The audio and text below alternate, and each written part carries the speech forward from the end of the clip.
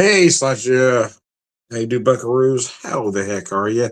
I come back again a little bit later, take a little breather, let my tummy settle. Anyways, mercy. That was filling. Anyways,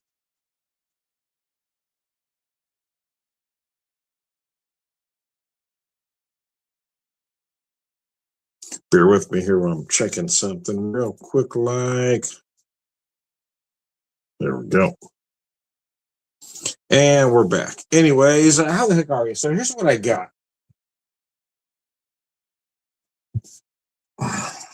A friend gave this to me, Levi and Ann, friends, I should say, I guess. 8.5% Inner Saboteur Double IPA. It's a full pint can. Third Wheel Brewing. I believe they're out of St. Peters, Missouri. I couldn't remember the St. Peters earlier. I just said St. Louis area, which isn't wrong, but it wasn't, accurate either. So, anyways, St. Peters. I do have some experience in St. Peters. Um, Stayed there a few times back in 2012 when our son we had to go back and forth between here and St. Louis Children's. He had leukemia, of course.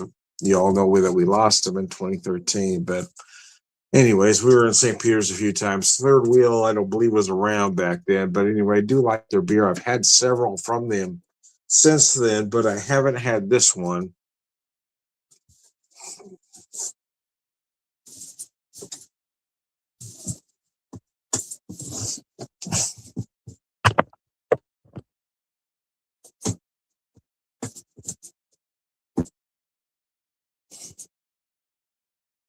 I'm getting a lot of I was gonna say orange, but no, it feels more like tangerine or mandarin orange on the nose, more so than orange.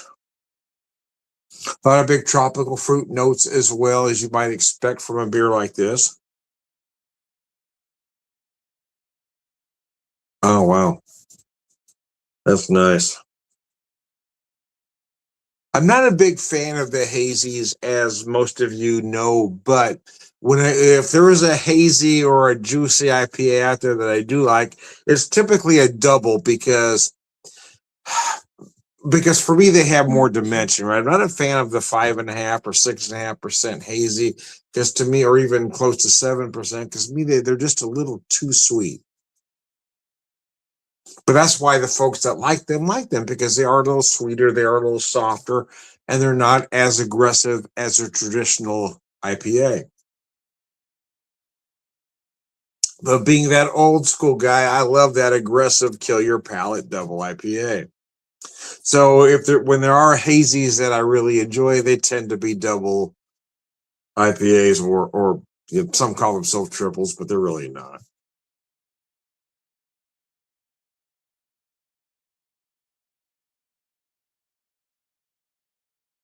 8%. A lot of folks will call double at 8%. I'm okay with that.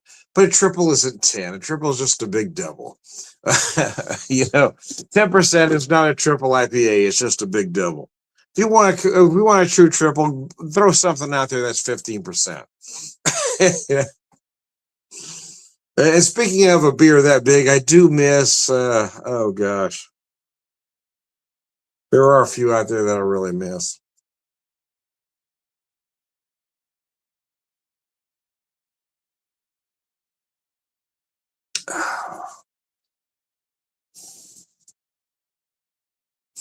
This one is done very well, actually. Third Wheel of St. Peters, Missouri.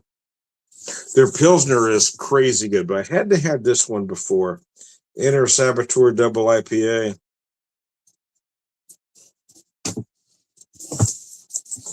I don't know that they mean it to be a hazy. It's not see through, but the flavors are for me anyway. Flavor wise, it feels more like it's somewhere between a West Coast and a hazy.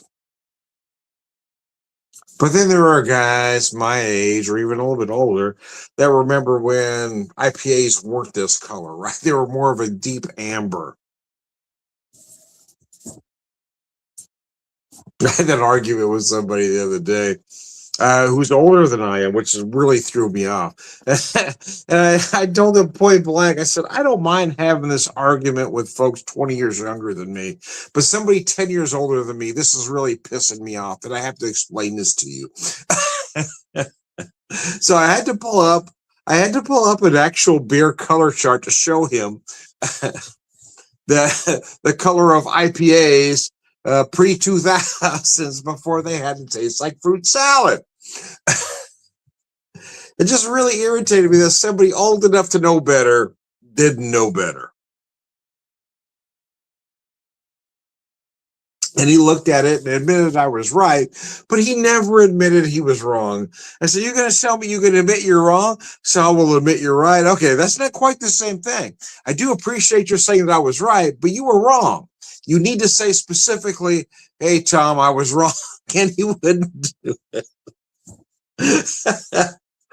I might have lost a little bit on my tip that day. But sometimes it's, it's worth losing the tip.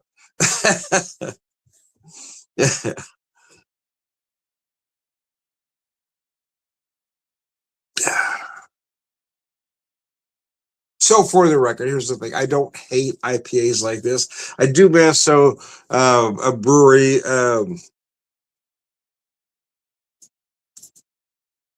came out with an IPA that was really old school. It had that big piney backbone, 9% plus, the big deep amber, and that was beautiful. I just wish more breweries would remember what IPAs used to be before they had to taste like fruit to please the masses.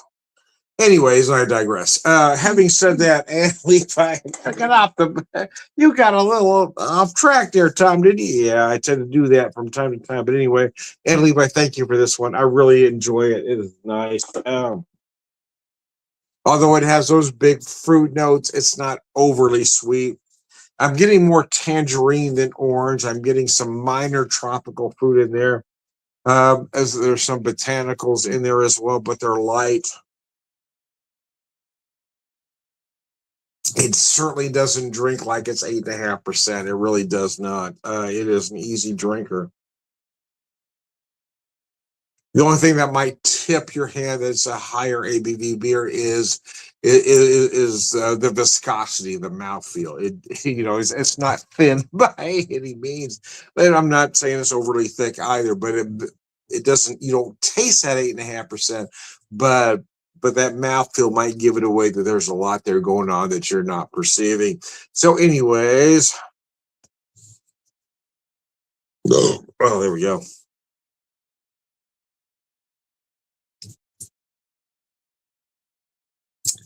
Anyways, I digress.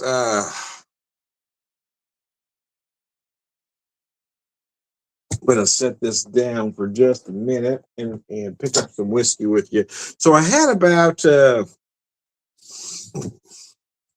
had a decent neat pour left, let's just say, in this Buffalo Trace bottle that was a gift for my birthday from some friends.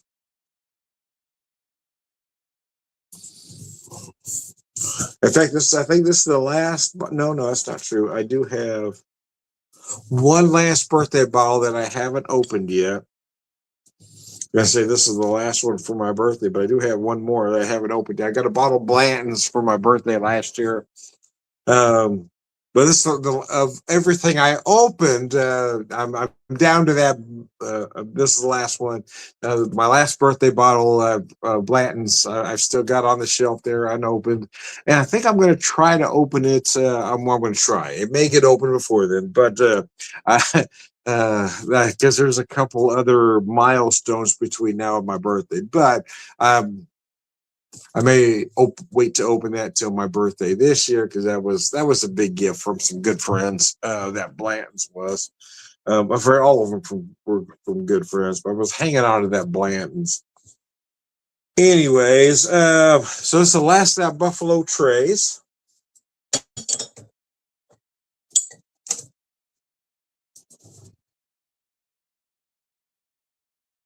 The Blantons was harder to find a lot of them, so I've been hanging on to that one. I was also hanging on that one because I wanted to share it with some friends that I haven't been able to be around for a while.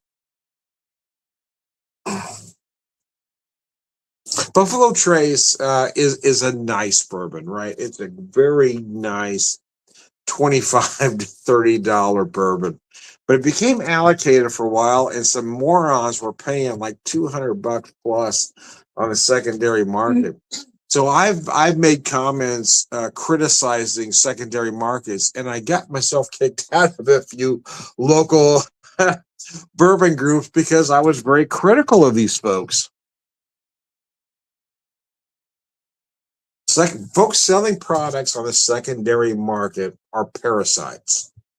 They're horrible people and they need to be called out. But if you do call them out, they take offense. Well, I'm just trying to make a profit, Tom. It's a free market.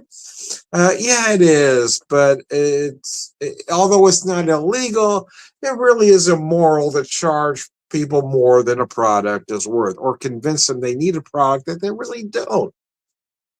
For instance, if they really want a good wheated bourbon and they're really willing to spend $100 plus for it, there's a whole lot more better options than Buffalo Trace. Everybody knows that. But you've got these lemmings convinced that they have to have this particular bottle in their collection. And I guess I can't hold it against you for being good salesmen, or the people you're selling to are just fucking outright morons. But I can't hold it against you for deliberately ripping people off. So there's a couple local groups that won't have anything to do with it anymore. There's one distillery in town, not in town, I guess, well, not far from here, in the Branson area. I don't have anything to do with it because they're QAnon crazies. And I won't give money to assholes like that. There are folks that are able to compartmentalize, right? Well, I'm going there because I like the products. I'm going to put aside the fact that they're hateful individuals. I'm going to put aside the fact that uh, they support. I don't want to say this right. They support hurting individuals. I just can't do it. I don't know how people can compartmentalize that way. I mean, there are there are places I won't go to because they put money funding into hate organizations, and that's what this place does. But if you're willing to go there and spend your money, hey man, do your thing. I just won't do it. And once I'm aware, and I won't say I've never spent money at places that do wrong things. I'm just saying once I've found out they do wrong things, I'm not supporting them anymore. And if you're willing to support these people, I just don't know what to say to you anymore.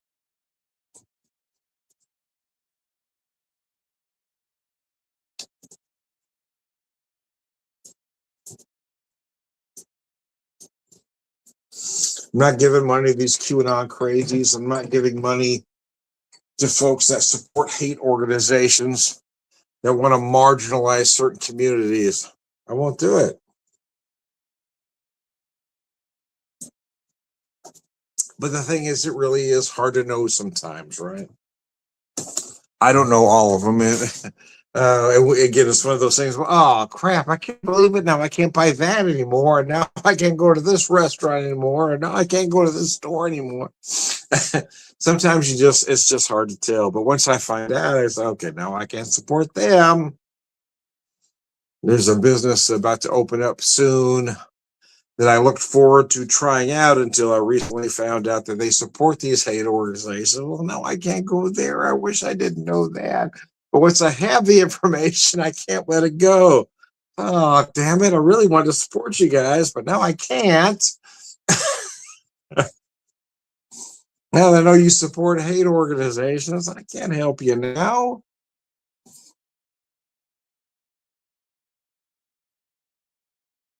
Uh,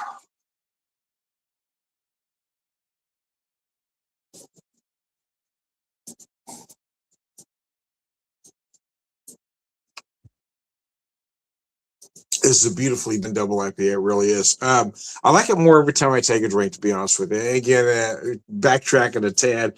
Yes, I do love those. Remember the days when all IPAs were more of a deep amber color, when you had to differentiate red, right? There was the red IPA, the black IPA.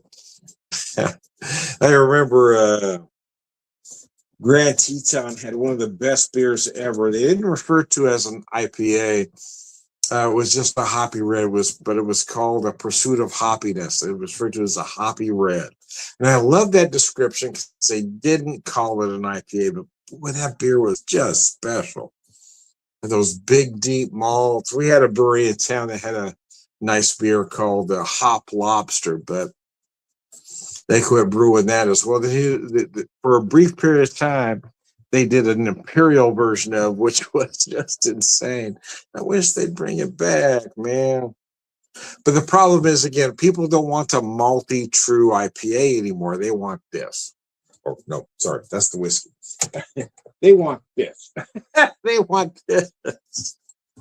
They want an IPA that looks like this. Nobody wants that other one. And old guys like me have to resign ourselves to the fact that we're no longer the demographic, right? And that's been tough for a lot of us. I mean, speaking for myself, I'm not surprised that when I walk into a brewery, I'm not seeing a whole lot of styles that I like, right? Because I'm not their demographic. I mean, I'm a 60-year-old white guy, and I'm not going out that much anymore. But the problem is, we were the demographic, right? When craft beer, before it was called craft beer, when microbreweries first started, we were the demographic. And now we're having trouble realizing that we're no longer that, right? They're making beer for other folks now. It's not about you, old white guy. And it should be the same with politics, but I'm not going to delve into that right now. I'm going to alienate enough folks with this video. I'm not going to delve into politics, but but no, I mean, back in the day, yeah, we were that demographic, and a lot of folks my age are having trouble realizing we're no longer that.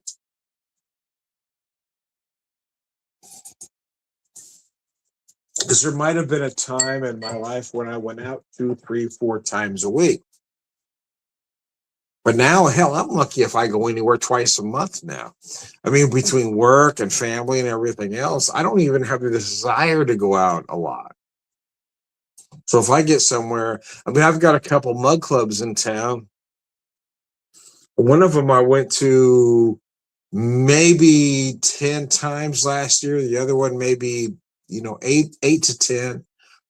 And I consider giving them both up, but when I do go out, I do want that mug, so I maintain both of them, but I don't go out enough to make my money off of them anymore. I don't have that desire to, and I don't know that if I'm typical of that, but the places, the craft breweries, with craft brewery numbers going down, I mean, I'm clearly not that demographic. But the under 30s really aren't that either, because they're not going out that much either. But you've got the 20, let's say 30 to 40s. They're making beers for these folks. So when I go to a brewery and I see 10 sours and 4 double IPAs, I mean, oh, here we go.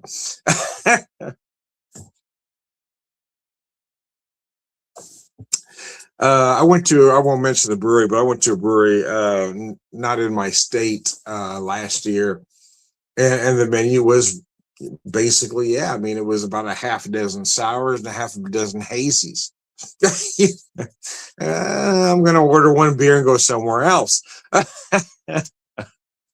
And the next place I went to had more that I was to my liking, but I can't fault that brewery for doing what they were doing, because they were catering to their audience. They were obviously making money. If the folks coming in want 6 hazies and 6 sours, I can't blame them for doing that. It's just not what I'm looking for. But a lot of folks my age get their panties in a bunch. Well, why are they doing why are they doing beer for me? Because you're no longer important.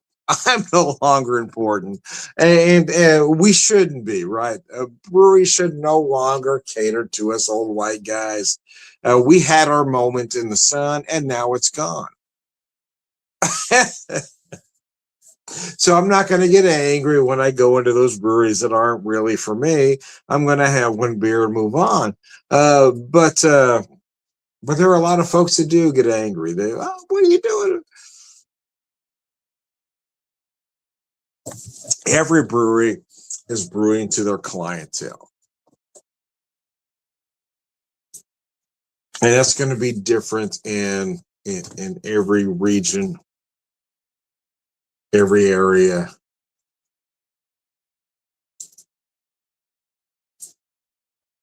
Oh, mercy.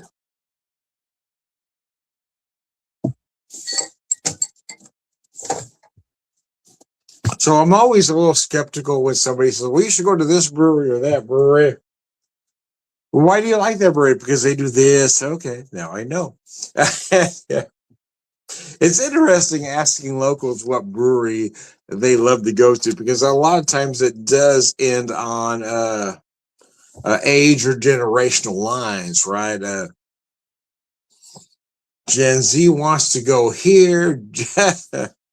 Millennials will go here. Gen X goes here. Boomers go here. It's really interesting. The boomers like to go here. Okay, I'm gonna.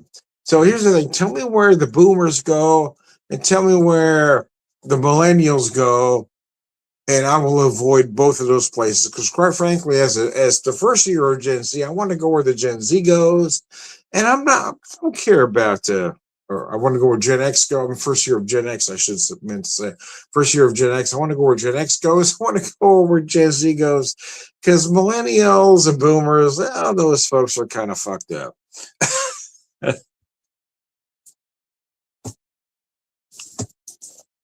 Yeah, I like to joke that the only thing that Gen X and Gen Z agree upon is that we don't like millennials.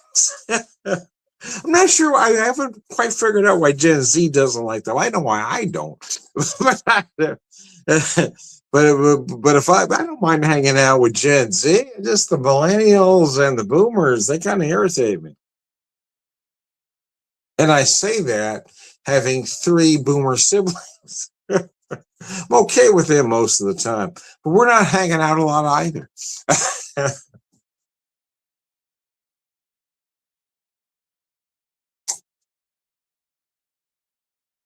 Come from a family of 4 or 5, so that might give you an idea. Yeah.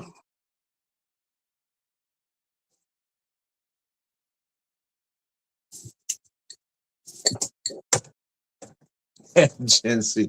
Yeah, I don't know many Gen Z folks. I'll be honest with you. The folks but when I see folks, attitudes, right? Attitudes seem to be prevalent.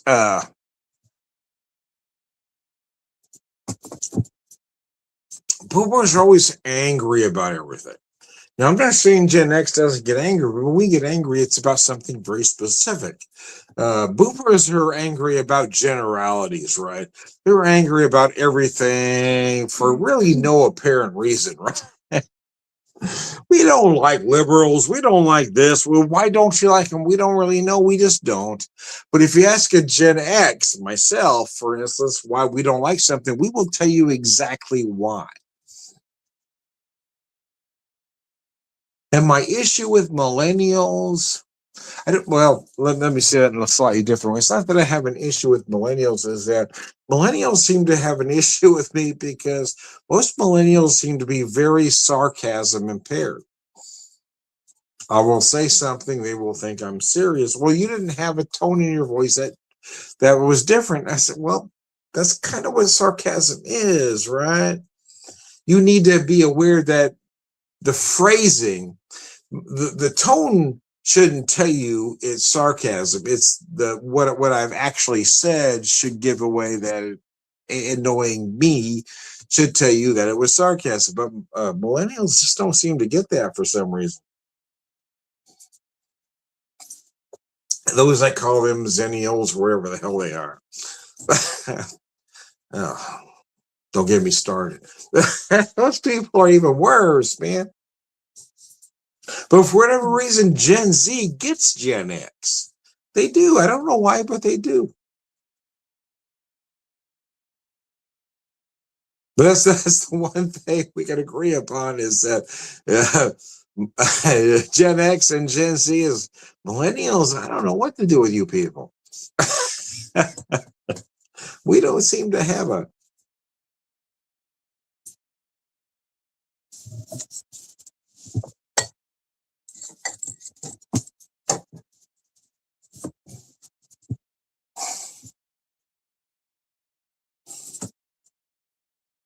lot of my issue with millennials is they have this entitlement air about them, right?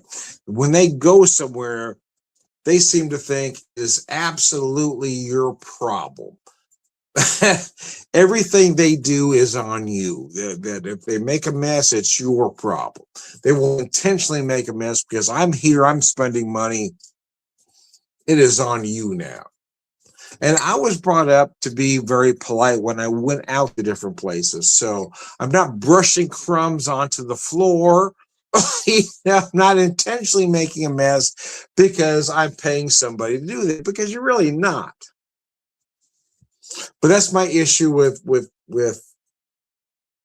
millennials, is they have this kind of air of entitlement about them that I'll just brush the crumbs on the floor because it's their job to sweep it up. Because the way I grew up was you brush them into your hand, you put them in the napkin, and then the server will take them away later.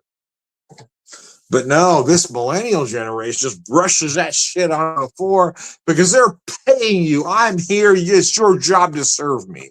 And that's why my generation doesn't like millennials, because they're entitled sons of bitches and they don't give a rat's ass about anybody but themselves. That's the issue in a nutshell.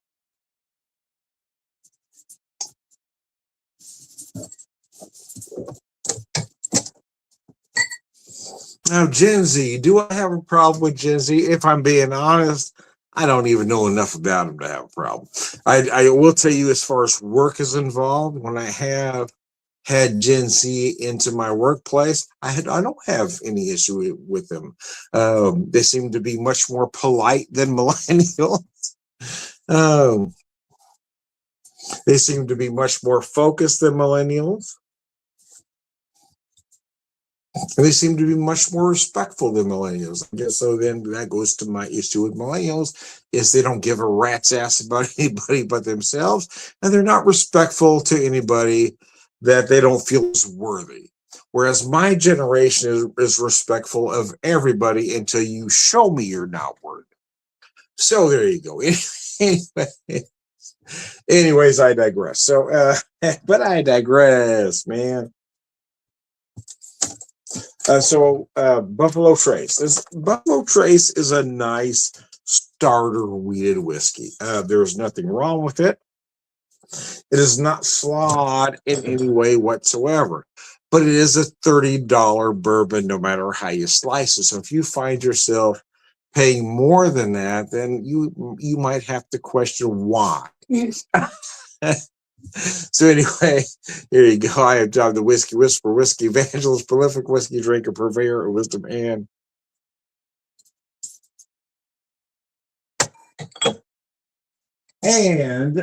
my beer from Third Wheel. Thanks to Levi and Ann. I appreciate you guys. Thank you very much.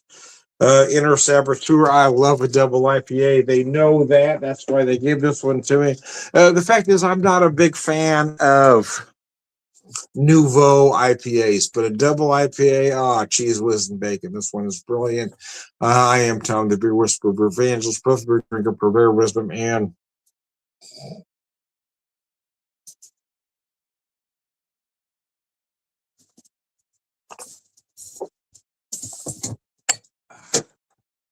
all around good guy. Cilantro, thanks for tuning in, folks. I appreciate it.